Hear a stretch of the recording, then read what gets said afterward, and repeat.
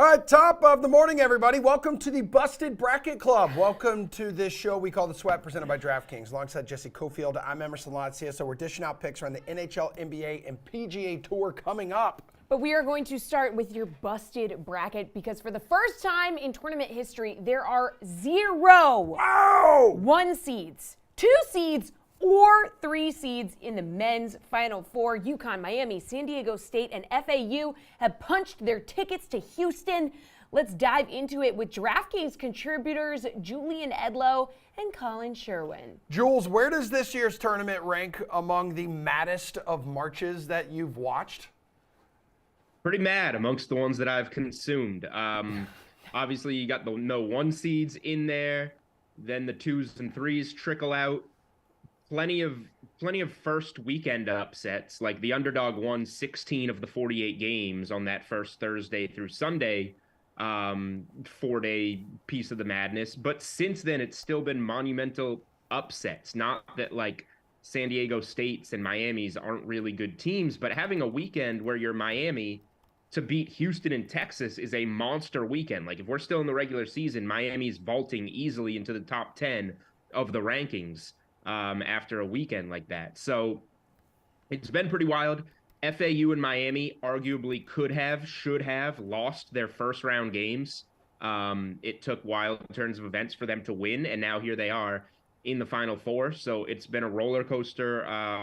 It's been a roller coaster of a tournament with UConn really the only, I don't want to say chalk because they're a 4 seed, but coming out of that tough region, I think a lot of people thought that was very possible, and they're the only one that I think are in many brackets that actually cracked the Final Four. Colin, what did you learn watching this past weekend Sweet 16 and Elite 8 action? Brackets are dumb, don't play. I was in Las Vegas. I went to those UConn games. They look unbelievable right now. This is a UConn team that I really didn't think this year was going to be that strong. I thought they were good, not great. I didn't think they were playing up to their potential. They are clearly the best team left in this tournament, and their ability to score and defend at the rim is just elite. I don't like this price at -125 though, because look at this tournament. It's just been so wide open. There is so much parity on, with these 4 teams left. Yeah, I would not be stunned if Florida Atlantic wins the national championship. It could happen, which is just insanity. But that's kind of where we are. There's some parity here. I think San Diego State's toughness is something that's been underrated all season, and I'm glad to see that finally got to pay off for them. They just never gave up in that game. They were down, basically the entire second half, and then just rallied it from about the 6-minute mark in, and took over, made their free throws, and deserved that win. So congrats to Dutch and the show. So I think it's those 2 teams. I think it's UConn and San Diego State, but again, we're just, who knows? Yeah, so out of the South, we have San Diego State. Out of the East, we have 8-seed Florida Atlantic, just like we drew it up, obviously. Top shelf defense against a high-octane offense. So, Colin, what can we expect in this Final Four matchup? I mean, FAU has an extreme amount of reliable depth. It's kind of crazy. They can just, mix and match personnel, go 9 deep in his rotation here. What are we expecting out of this game? I think that's exactly the matchup. I think is FAU going to be able to use that depth and all of those double-digit minute guys to hope maybe possibly wear down a San Diego State team that only goes about 6-7 deep and could potentially get in foul trouble. How the whistle blows in this game, I think, is a huge factor. I'm going to be really interested to see who the referees are, because I think if they call it a little more, if they let a little more go, and this whole tournament, the refs have let things go more than they usually do in the NCAA tournament. So I think it's definitely favored teams that have been a little more physical. That's San Diego State. But again, in a one-off scenario, does that change? Do they possibly blow the whistle a little bit more, try and have a little bit of a cleaner game, in which case that would favor Florida Atlantic. I think this is so within the margin of error, things like the referees are really going to matter. Also, who just shoots the ball well in a big stadium with 70,000 people? By the way, if you want to go, tickets are about $20 right now with this Final Four. And Texas eliminated, and Houston eliminated as well. This is probably going to be the cheapest ticket in the history of the Final Four. So yeah, if you want to go see it, get on a plane to Houston because you're going to be able to get a ticket, no problem. Jules, what do you see happening in this one? And do the Aztecs really need Matt Bradley to step up? He's kind of struggled offensively here in the last couple games. San Diego State as a team is struggling offensively, and they're in the Final Four. Like, watching that Creighton game, and I have a Creighton 40-1 future ticket, so I bet a bunch of San Diego State with the points. I was praying for a 1 or 2 point Creighton victory. Didn't get there, but every time San Diego State shot the ball, it looked like they were going to break the backboard.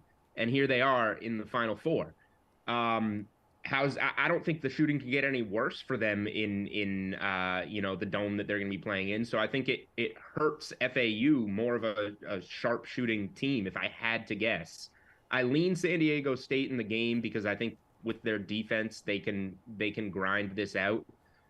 But it's going to be a tough one. It wouldn't surprise me either way because of their inability to score at times. If FAU had a 10-0 run in the second half that wound up being the difference in the game. So I haven't played a side yet, but what I will play is the first half under in this game because of the setting and because I think San Diego State comes out and dictates the pace. I made this play against Alabama. I made this play again against Creighton. Both of them got there. San Diego State plays their pace early in the game. You factor in some Final Four nerves, playing in the big building, and the fact that when FAU played in a matchup like this against Tennessee, that was a Tennessee first half. It was 27-22 at halftime, and then FAU turned it on and pulled away. So I think all those things point to a first half under being my strongest play in this game. I think we're going to see both of these teams in the mid to high 20s. Jules, UConn best in the West. They're beating opponents by an average of 22.5 points per game right now. Miami just claimed victory over the Midwest region. Who do you have advancing here? Yeah, it's UConn. I know Colin loves Miami even more than me. They're a very good team. I think this is a tough matchup for Miami. The guards, Wong is really good. It's a great backcourt. They're going to get what they can. But now they're going, that comeback against Texas, the last 13 minutes of the game, they outscored Texas 37-17, but did all that without making a three. So that means they're getting into the paint. And when you get into the paint against UConn, you are going to be outsized. So Miami's going to have a size issue in this game if they're not taking and making threes. And UConn is just next level on defense right now, and they're finding ways on offense. So we've all watched the same UConn games. It's hard to point out anything that we haven't all seen.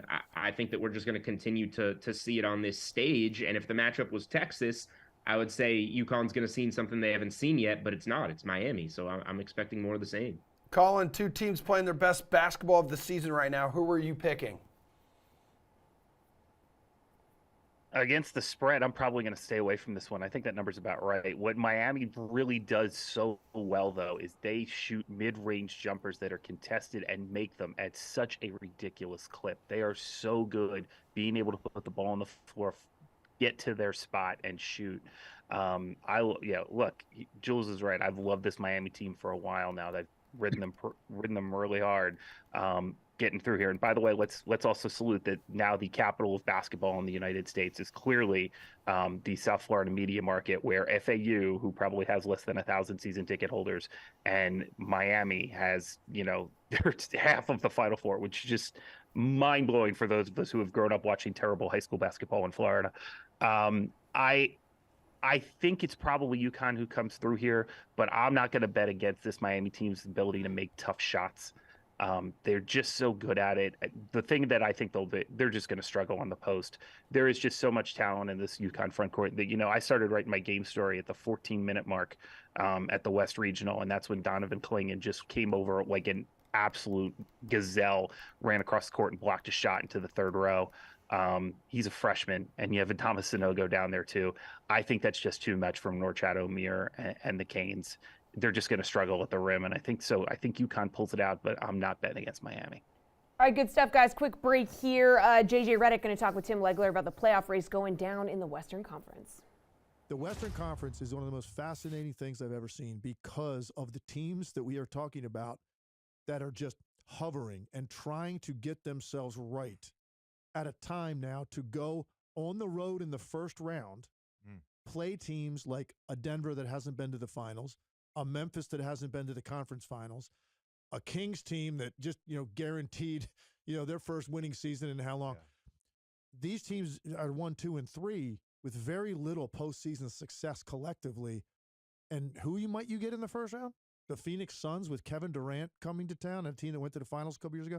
A Golden State Warriors team that's been to 6 finals and getting guys right at the right time. A Dallas team that just added Kyrie Irving. A Clippers team that's got Kawhi Leonard and Paul George. Like, this is what the first round is going to look like in the Western Conference, where some of those teams might not even be favored despite the regular seasons that they had at the top. So that's why it's so weird, and it's going to be so compelling, and we're going to have even the play-in. Look who could be in the play-in in the Western Conference and what you have to do to win 2 games to get out of that just to make the playoffs because of the teams that we're talking about. So by far the hardest year for me, but maybe one of the most interesting playoffs that we're going to have, particularly in the West. I wanted to ask both of you guys about these teams defensively. Last 15 games, defensive rating, Dallas is 25, Sac is 26, Denver's 21, Clippers are 22. Denver hasn't been great all year. Here, obviously, Sac hasn't either. Can you really be a sort of, maybe not a championship favorite, but a championship contender if you're not a top 15, top 20 defense? I think you might be able to in this NBA. I think you can be so good offensively, and some teams gear in on that and hone in on that it can make up for a lot of those mistakes. Now, ultimately, listen, you're going to be in a spot in a postseason series where it's 2-1, it's game 4, it's a 1-possession game late, like it's a series-defining stretch of minutes. You're going to have to get some stops, in those situations. So there's going to be moments where your defense is going to be paramount, and some of these teams, are lacking. I never expected Dallas to be very good defensively. I mean, they weren't in the first place. Then you add Kyrie, and you got Kyrie and Luka out there together. That's going to present some problems defensively. They play really small lineups, and they get pounded on the glass, on the offensive glass some nights, which I never expected that. Denver at times can look pretty good, but they've got some guys in their starting lineup that have some limitations defensively that there's only so much you're going to be able to do. The Clippers are a little bit surprising with those numbers, and I think ultimately they have the capability to be that good defensively. So I guess the short answer is I think you can more likely to make a run at a title this year if you're not an elite defensive team because of all the things that we're talking about right now. Yeah, that's valid. I want to say it was LeBron's 2018 team. That Cleveland team had a 26th or 27th defensive rating. It was one of the few teams, if not the only team this century that has made the finals. Not they didn't win, obviously, but made the finals with a defensive rating that low. History would say you need a top 5 something, top 5 offense or top 5 defense, or you need to be top 10 or around top 10 in both. To your point about winning it this year without a good defense, Tommy asked me a great question about Sacramento. Mm-hmm. And his question was about their offense and the adage that in the playoffs, the game slows down.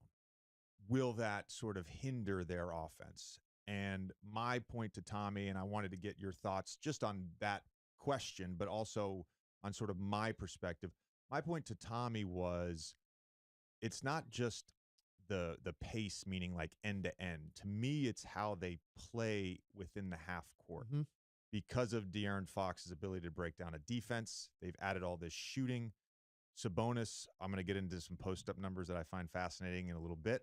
But Sabonis, of course, plays a lot in that high post out of like a hub 5-out delay action. So there's space. And then when they do go to Sabonis, there's movement. There's the dribble handoffs with Murray, with Barnes, with Herter. And so they're creating enough that I don't think it's going to slow down for them. I just think the game plan portion going against any great offense, when you have days, like you have time to game plan for these amazing offenses. I think that ultimately is what's going to affect winning and losing in the playoffs. If you have a great defense that can game plan for one of these great offenses and you don't have a great defense on the other end, you're in trouble. It is a great point, particularly about Sacramento. We know that they lead the league in scoring. It's been by far, I think, from a team perspective, the best story in the league. Going into the year, you looked at their roster, no one's expecting this. I mean, they legitimately have a great shot at being the second seed in the Western Conference in a conference loaded with top-tier star individual talent. They could be the second seed. So this has been an incredible story. Their pace and the way that they play, and I love your point about it because I talk with people about this all the time.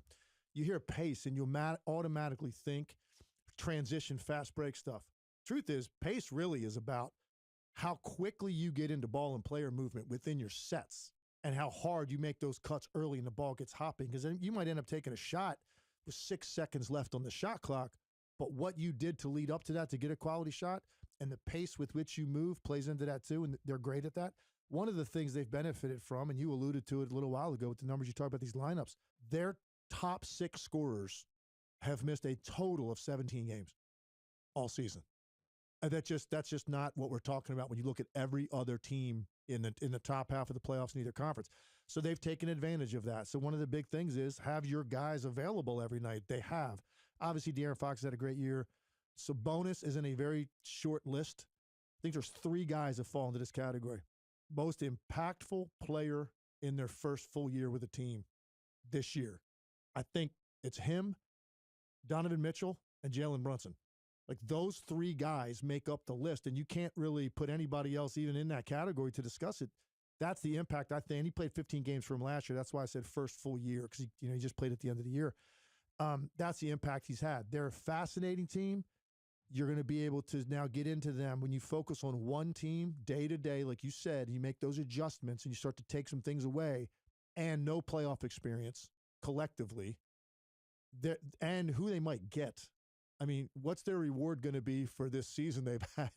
Who knows who that could be in the first round?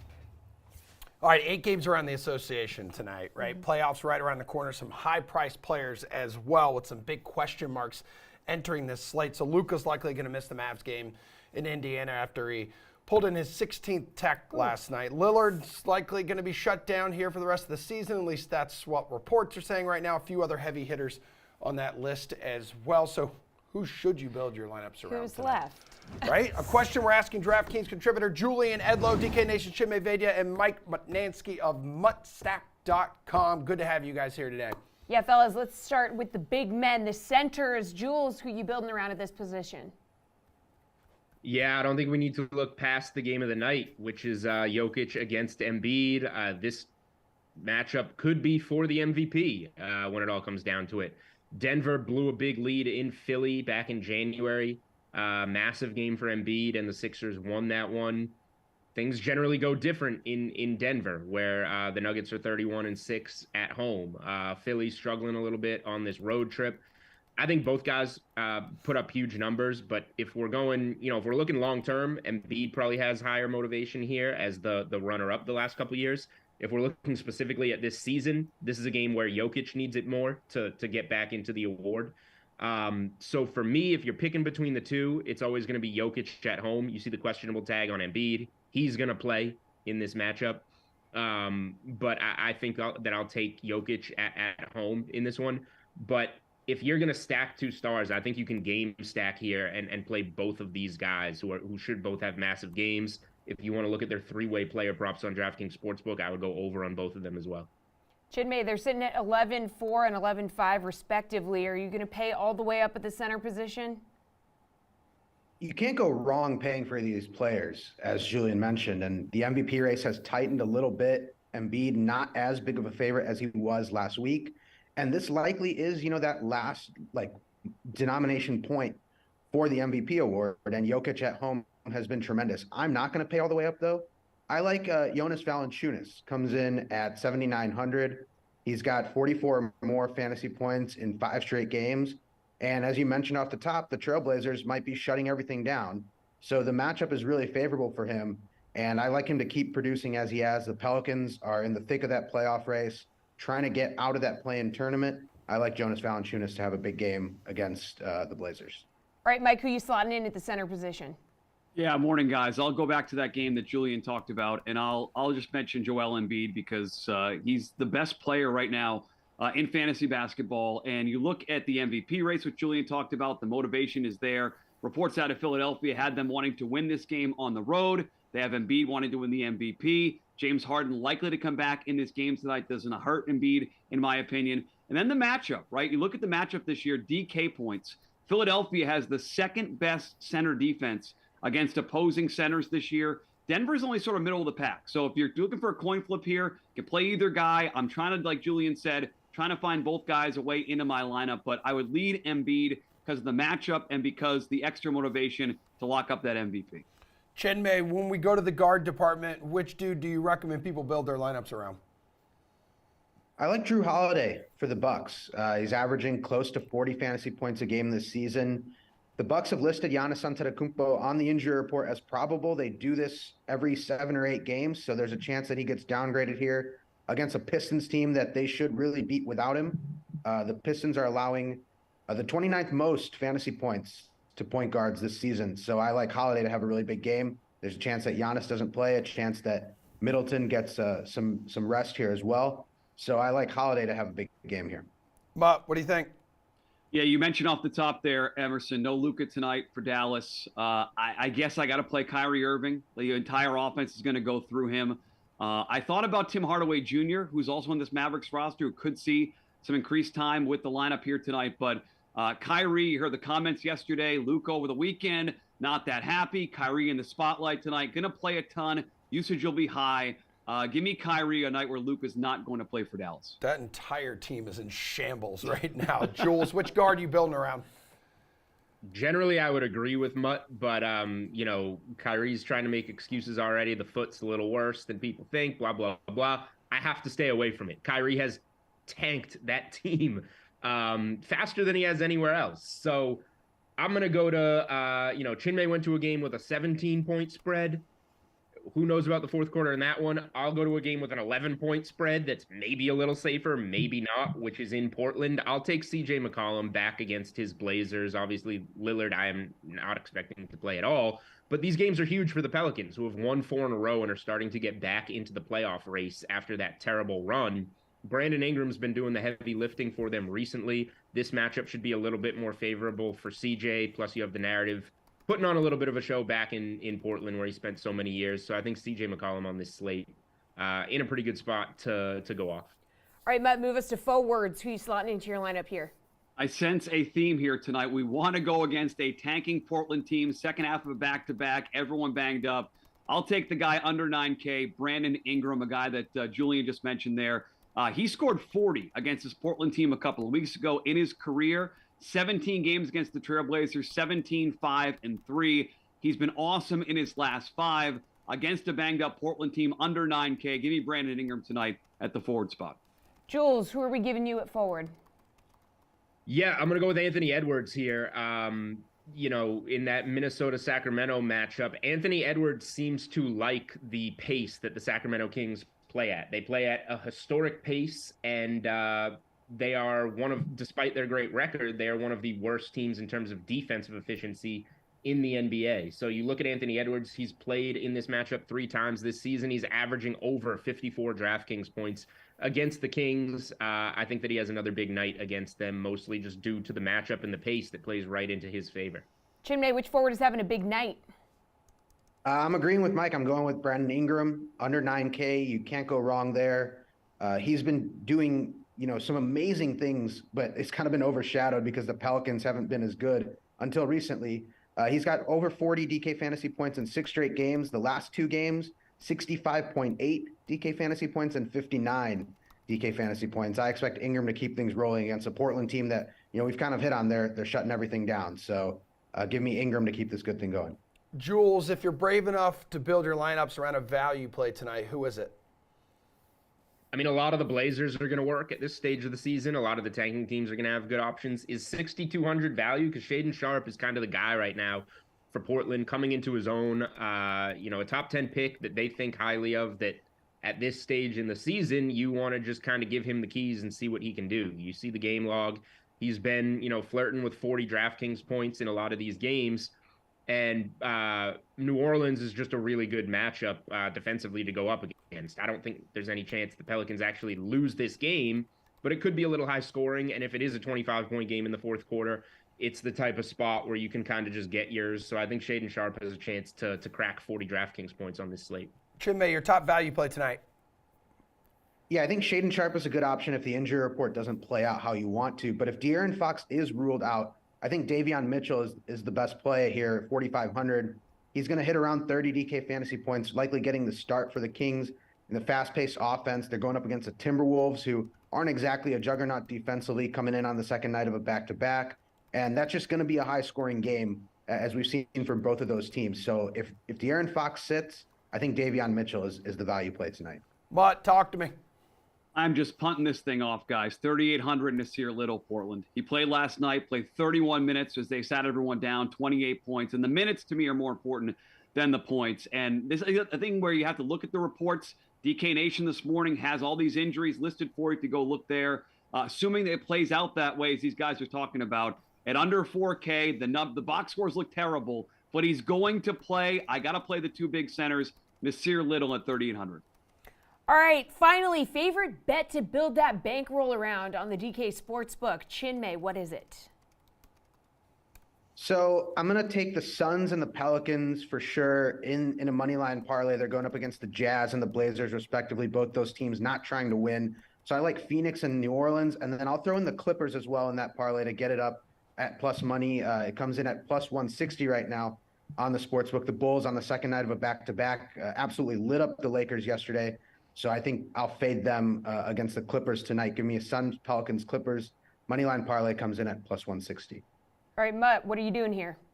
Yeah, in the marquee game tonight, two MVP candidates in Denver and Philly. I want the under in that game. Now, when I wrote this down this morning, it was 230. Then it went to 229.5. I'm seeing 228.5 right now on the DK Sportsbook, expecting Denver to want to slow this game down. And historically, the last 8 seasons after the All-Star break, two teams that meet over 60% winning percentage. The under hits 60% of the time. So the under is the play. The money's coming in. I'll follow the money on the under in the big one tonight. All right, Jules, favorite bet to build that bankroll around. What is it? Yeah, I'm going to follow some money a little bit too with Denver. Wasn't crazy about laying 5. I don't want to lay 6, so I'm going to use the popular thing here, the Pelicans on the money line, to buy down Denver's money line. It was minus 130 when I put it out about an hour ago. Now we're up at minus 145. Maybe you need to consider one of the other huge favorites, a Knicks or a Bucks in there, something to get it down a little more, because 145 is steep. But yeah, I think the revenge angle here for Denver, they're going to get this win at home against Philly, and you can just use the tanking teams to buy off the points and get them on the money line. All right, let's hear more about what's going down right now around the NBA from JJ Redick and Tim Legler. I know we were going to discuss some potential playoff matchups, and some of these are maybe pipe dreams because of the way the play-in is going to work, and some of these, depending on how the last 10 games shake out, we may be talking about something else entirely in 3 weeks. But, as of right now, there's a decent chance that it's Golden State. Mm-hmm. If they end up as the 2 seed. Right. And Golden State is terrible on the road, and the reason they're terrible is because they can't defend the three-point line. And so you're going into Sacramento, into a place that hasn't had a playoff game in 17 years, with a rabid fan base, and all the sort of good vibes and energy and momentum, and you've got to figure out a way to cut that water off. That's going to be tough. Yeah. That's going to be tough. Look, we could go down the list. Oh, if they end up in the 4 spot and they play the Clippers, then we're talking about something different. Right, or Phoenix. Yeah, or Phoenix, right. So the big unknown to me in the entire Western Conference, though, is Kevin Durant's health. Mm-hmm. Because I just think he's that good. Yeah. I really do. And I think he's that impactful. And I think this is important. I really believe this. And I've had conversations with people in the NBA about this. Kevin Durant's one of the greatest players ever. He's also the greatest plug-and-play guy, if you know what I mean by that. Of course. He doesn't require a whole lot of meshing and chemistry and play calling even for him. Like, put Kevin Durant on a basketball court, he's going to give you an efficient 28 to 30 every single night with good defense, 5 to 8 rebounds, 5 to 8 assists. Like, that's what he's done his whole career. regardless of who's been on the court, regardless of the fit on the court. And so that gives me, I don't know what the word's hope, but that gives me a lot of optimism about the Phoenix Suns' chances to make a deep run if he is healthy. We are 100% in sync there. I think he stands alone as a guy that would require the least amount of time to acclimate with new environment and make it look seamless because of what you just said. He gets it easy. He gets it efficient. He doesn't care about, you take as many shots as you want, Devin Booker. Chris, that's fine. I'll go 8 straight trips and not shoot it. I'm cool with that. He's not like some, top tier wide receiver that's demanding the ball and like having tantrums if he doesn't get it. He's just like, no, it's fine because I know I'm going to get my 30, shoot over 50% doing it, no sweat, and I'll have it when it matters most, which is, what he really wants. So I completely agree. He doesn't need a lot of time. He needs some. And most importantly, he just needs to be 100%. Like if he's Kevin Durant that we've known throughout his career, and you give him a handful of games, and then a first round series that could be challenging, but it's not like I don't think they're going to get a team right off the bat that could take them out. Now there's another 5, 6, 7 games that Kevin Durant is warming up, and assuming they escape it. Now, let's say he's got 12 games, 15 games under his belt heading into the second round of the Western Conference playoffs. He's going to be pretty much up to speed by then. And that's why, I don't know how you feel about if you had to bet on it today. I know it's uncertain because of him. Let's assume he is healthy with 5 games left in the regular season or less. Maybe you think he needs less than that. Would you put them as the team you'd expect to win the Western Conference? I don't know what to expect this season.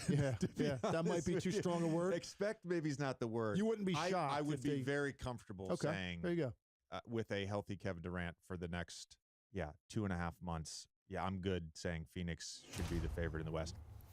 Well, how the turntables. Lamar Jackson tweeting, the Ravens are not willing to pay him what he is worth, so he has officially requested a trade. It's a lot. It's a lot of words. So I'm not going to read all that. So good for you, or I'm sorry that happened. Yeah, exactly.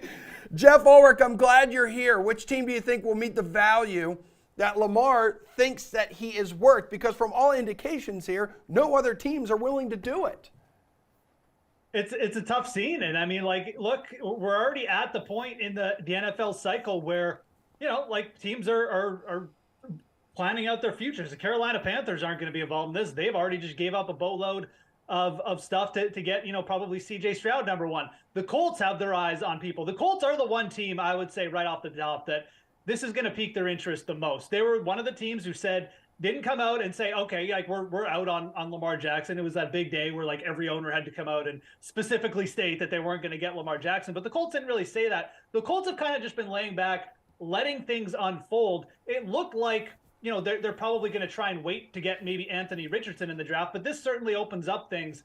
And I mean, Lamar Jackson running around in Indianapolis in a dome, it does make some sense. Indianapolis obviously wants to make a splash, bringing in a new head coach who used to coach the offensive coordinator of the Philadelphia Eagles, very familiar running with an offense with a mobile quarterback in Jalen Hurts. So I think that the Colts make the most sense to me, but you've got teams like the Buccaneers, the Commanders, should be interested in Lamar Jackson. But as you alluded to, no one's really stepped up yet. I'm not sure if this is going to necessarily change much of the market, but certainly may be the impetus to get things rolling in terms of an actual trade.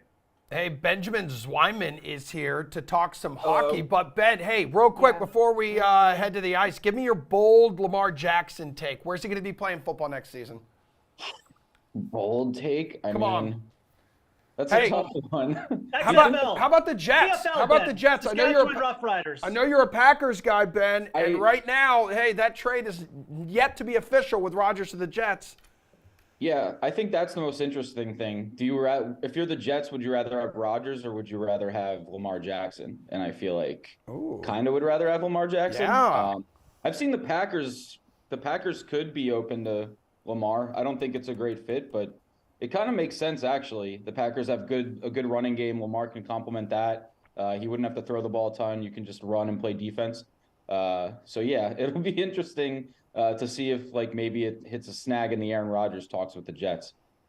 All right, guys, let's get into Hell yeah, why you're brother. actually here, which is for NHL breakaway. So we have a 6-game NHL slate. You need to pick if you're going to do a DFS or sportsbook play for each game. So we got the Canadians at the Sabres. Sabres 6 points out of a playoff spot. They need the points a lot more than the Canadians do because they are just basically out. So Jeff, what's the play in this one?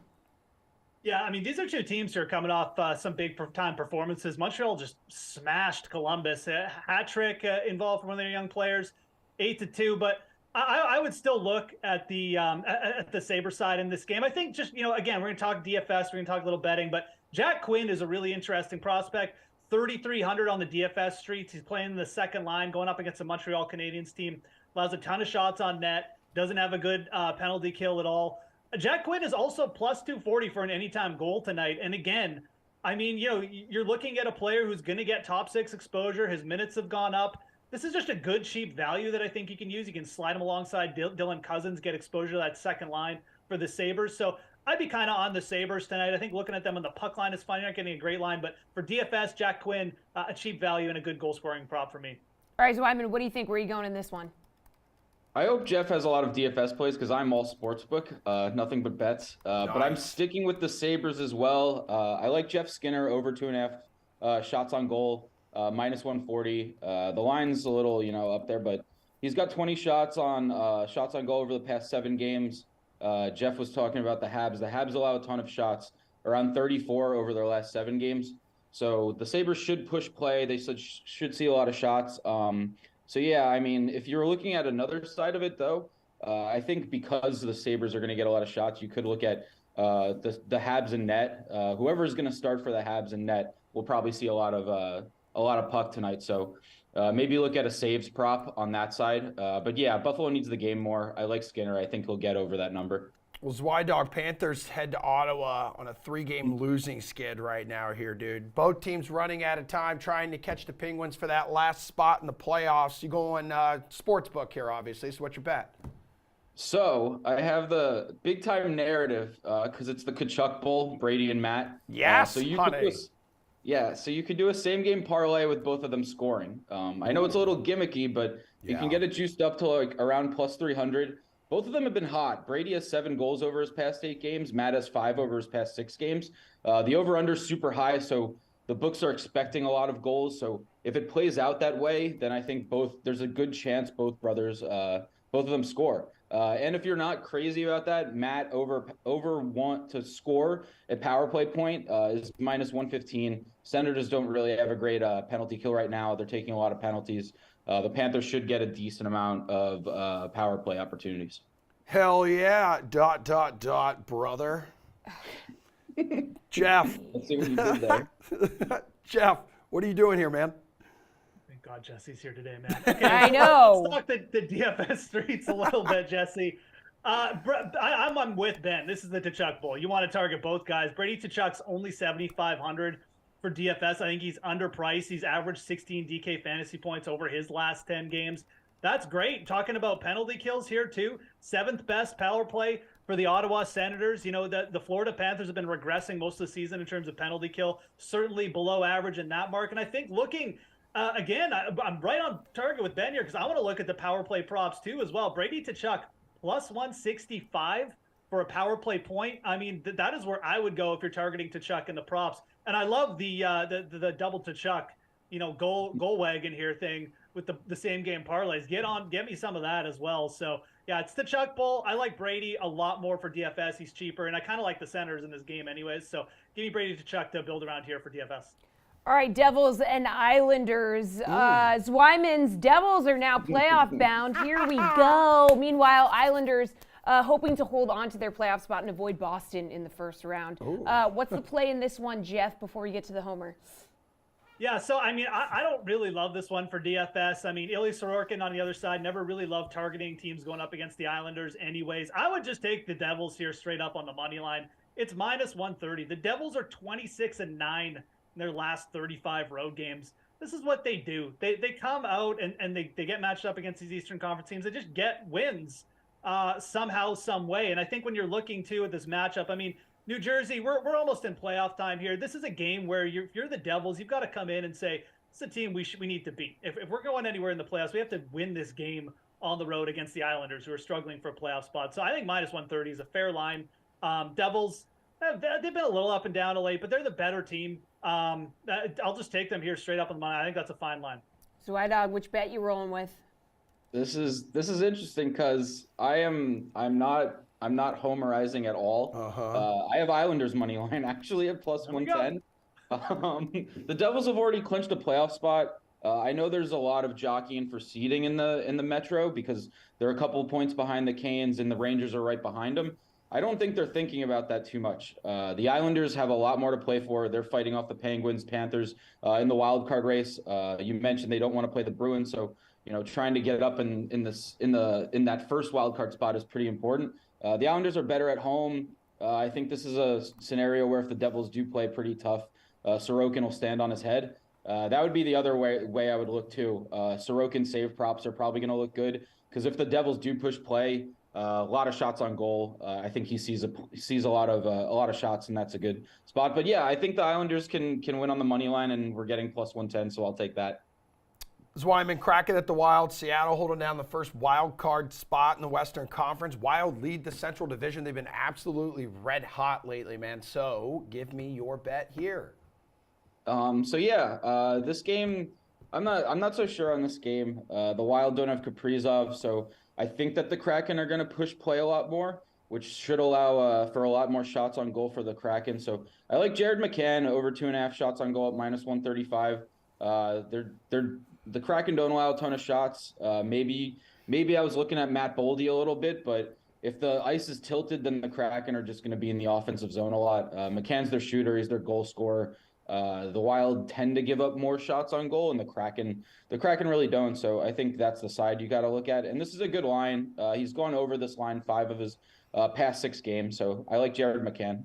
Jeff, Kraken have won 7 of the past 8 games on the road, so there is reason to believe they can keep it close here. Yeah, it's an interesting matchup because Minnesota's a really good home team too. So you've got 2 teams who are kind of playing to their strengths here. I would roll with the Kraken just with the plus money. Kaprizov is out.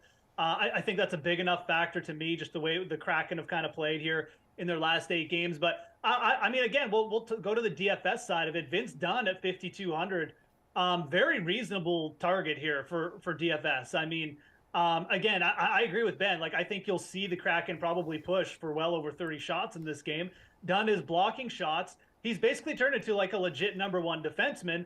He's averaging well over 24 minutes a night. He's got the block shot bonus a couple times in his last 10 games. The shots on goal are up. This is a very reasonable price, especially if you have the opinion that the Kraken are going to have a shot here to get 3 or 4 goals, which I think they do. So Vince Dunn, 5,200, a player I'd want to build around on the blue line for DFS tonight. All right, Colorado at Anaheim. The Ducks are just stumbling towards the finish line. They've lost 6 of their last 7. Are you going DFS or sportsbook here, Jeff? Again, we'll dabble a little bit in both. I mean, I do like playing the under here at 6.5. The under has been very strong for Colorado all season. It's 43 and 27 overall. But let's talk DFS again. And yeah, I think that's a very reasonable line. Again, 6.5. I'll take the under there. The Ducks haven't been too bad of late. They've gotten better goaltending. But Valerie Nichushkin at 5,900 to me is just like a must target here. Arturi Lehkonen out. Nikushkin's pushing like 22 minutes in some of these games at this point. They just have a little bit thinner top 6. Nikushkin's very versatile. You can look at him for a shots on goal prop. You're not getting a very big line, but for DFS 5,900, he's really been producing late. So any kind of exposure you can get to Valerie Nikushkin, whether it be DFS or some kind of prop you can find, even an anytime goal prop at like plus 145. I think Nikushkin's a great target tonight. Still expect Colorado to pull this out, but again, don't hate the under in this game either, just from the fact that the overall trends with Colorado and the fact they're a little bit thinner up front. So, I mean, what's your bet in this one? Yeah, I have a couple plays, and I'll play off with Jeff a little bit. If you do think that it's going to go under, chances are the Avalanche are probably going to cover by 2 goals, so that's not a bad bet at minus 110. Avs minus 1.5 goals. I like Mikko Rantanen. I'll stick with shots on goal props over 3.5 minus 120. The Avalanche should really just throttle and dominate this game. So if it's a lot of that, Rantanen's going to be shooting a ton. Again, ice tilted, Rantanen has 36 shots on goal over his past 8 games. So he's averaging over that mark. I think it's a pretty safe play. You can also stack the Avalanche pretty easily. Look at guys on the power play. Like Jeff was saying, they're very top heavy. So a lot of those top forwards are just going to skate like most of the ice time. McKinnon, Rantanen, Nichushkin, Cale Makar. So yeah, Avalanche are a good stack, and you have good value. You could look for value at that, like with the Habs. You could run it back the other way with the Ducks, just because the Avalanche kind of shaky on the penalty kill. So you could see the Ducks score a couple goals in this game. But yeah, I think the Avalanche sort of run away with it, and really just looking at a lot of props on the Avs side is a good way to go. All right, guys, let's go quick on this last one. Jeff, it's our boys. It's the Oilers trying to stretch their point streak to 7 games, facing Arizona. Coyotes are reeling. What do you want to do? I mean, let's just take the Oilers on the puck line here. I mean, they're 5-1 straight up the last 6 games in Arizona. It's the 3rd game in 4 nights for Arizona. They had to play Colorado in a home-and-home situation. That's tough. I mean, Arizona's played okay of late, but I mean, the Oilers have been extremely good themselves. I think that after losing an OT to Vegas to get that extra night off, they're probably going to come in here and throttle the Coyotes, which they have been doing over the last couple seasons on a pretty regular basis. So it's not a huge line, minus 135, whatever it's sitting at now. But, I think that's pretty much fair for where these two teams are at. The Oilers are just an offensive juggernaut who probably, have a very good shot at putting up 5 or 6 goals tonight. All right, Zwyman, what's the move here? Target guys on the Oilers' first power play, not McDavid and Draisaitl, to score a power play point. The Coyotes are going to be shorthanded a lot. They're giving up almost a power play goal per game. If the Oilers get 4 or 5 power plays, I think Ryan Nugent-Hopkins plus 120, Hyman's plus 185, and Evan Bouchard's the defenseman on that power play. I think any of them could catch a power play point, and you're looking at pretty juiced lines. So I'd take any of those props.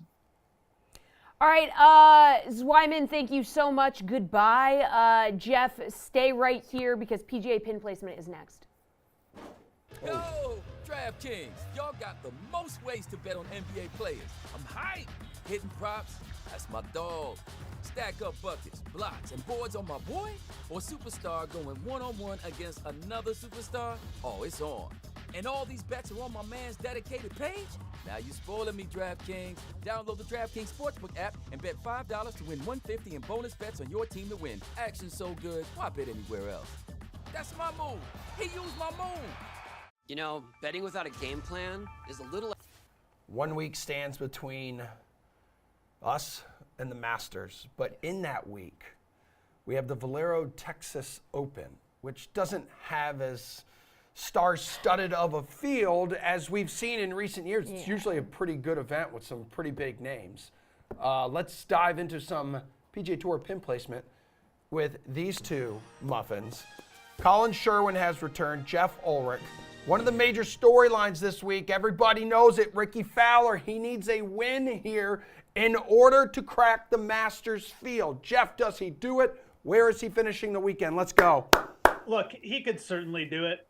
Gaining some confidence by getting a win over John Rahm. Beating John Rahm in anything in life is probably going to give you some confidence. So that's a feather in Ricky's cap for sure. But, I'm not going to pick him to win. I'm just not going to do it. There's a lot of players just sort of, especially under him in odds. I'm certainly not betting him a plus 1,600. Let's get that out of the way. But there's a lot of players under him in odds who have played some really good golf this season already. And I think are kind of ripe to potentially just, have a really good week and probably just leave Ricky at the altar, again, just waiting. So I'm going to put Ricky for a solid week and put him like top 10, T9, T8. I think he makes a run for it. But there's other players down the list I just feel a little bit better about. And again, for betting purposes, you just can't touch him at plus 1,600. It's just not a big enough number. I mean, I know, Colin, a lot of people are going to be all over this dude, considering it feels like the perfect situation to break into the winner's circle.